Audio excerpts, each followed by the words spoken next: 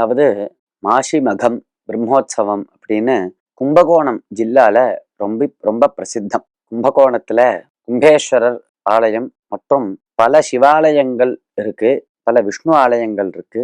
எல்லா கோவில்லையுமே இந்த மாசி மாசத்துல பிரம்மோற்சவம் நடக்கும். இது ரொம்ப சுப்பிரசித்தம். 12 வருஷத்துக்கு ஒரு முறை மாமாங்கம் அப்படின்னு மகாமகம்னு பேர் அதுக்குதான் அததான் மாமாங்கம்னு சொல்றது.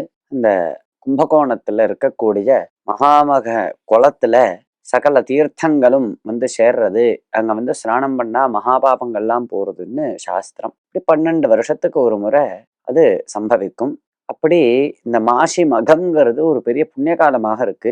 விசேஷமாக ஸ்ரீ லலிதா பரமேஸ்வரி மாசி மாசம் மகா நட்சத்திரம் பௌர்ணமி இப்படி கூடியிருக்கக்கூடியதான அன்றைய தினம்தான் சாயங்காலம் அவதாரம் பண்ணா ஆவிர்பவிச்சாள் அப்படின்னு புராணங்கள் சொல்றது. இப்ப இன்றைய தினம்தான் ஸ்ரீ லலிதா ஜெயந்தியாக கொண்டாடப்படுறது.